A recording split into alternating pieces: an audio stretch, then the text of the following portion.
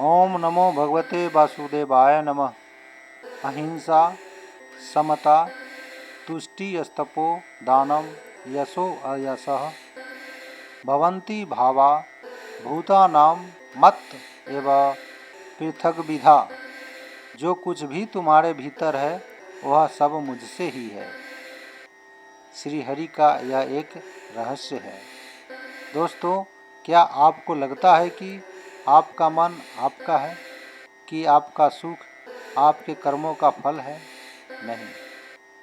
जिन्हें आप अपनी भावनाएं कहते हैं वे सब उसी परम की छाया है। अहिंसा का क्या मतलब है? आइए इसके एक एक शब्द को अर्थ सहित समझते हैं। अहिंसा अर्थात किसी को भी कष्ट न देना, उन पर करुणा करना। समता, सबके प्रति समान दृष्टि। तुष्टि अर्थात संतोष, प्रसन्नता। तपः अर्थात तपस्या, आत्मसंयम। दानम अर्थात सच्चा त्याग, उदारता। यशः अर्थात कीर्ति, प्रसिद्धि। अयशः अर्थात अपकीर्ति अर्थात बदनामी।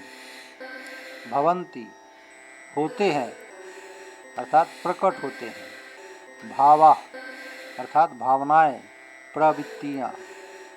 भूतानां जो सभी प्राणियों की।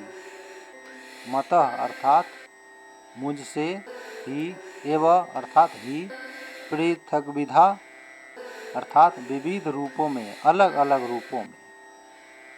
सभी जीवों की भावनाएं, चाहे वो अहिंसा हो या संतोष, तपस्या हो या दान, कीर्ति हो या अपकीर्ति, ये सब मेरे अर्थात भगवान विष्णु के द्वारा ही उत्पन्न होते हैं।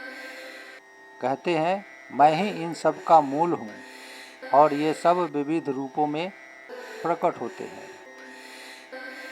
पुराणों में एक प्रसंग आता है। एक तपस्वी ने वर्षों तक घोर तप किया। वो सोचता था मैंने तप किया है इसलिए मुझे सिद्धि मिली। पर जब उसका अहंकार बढ़ा तब भगवान विष्णु प्रकट हुए और बोले, हे मुनि, तप, दान, यश सब मैंने ही तुम्हें दिया है। इन पर गर्व करना वैसा ही है जैसी समुद्र के लहरें यह समझे कि वे समुद्र से अलग हैं। जब हम दान करते हैं, जब हम संतोष अनुभव करते हैं, जब हमें यश मिलता है या बदनामी होती है, तो जाने कि ये सब केवल मेरे नहीं हैं, वे एक ही दिव्य स्रोत से उत्पन्न हैं। जैसे नदियाँ समुद्र से उठी और उसी में मिलती है, उसी तरह हमारी भावनाएं भी उसी विष्णु से आती है और वहीं विलीन हो जाती है।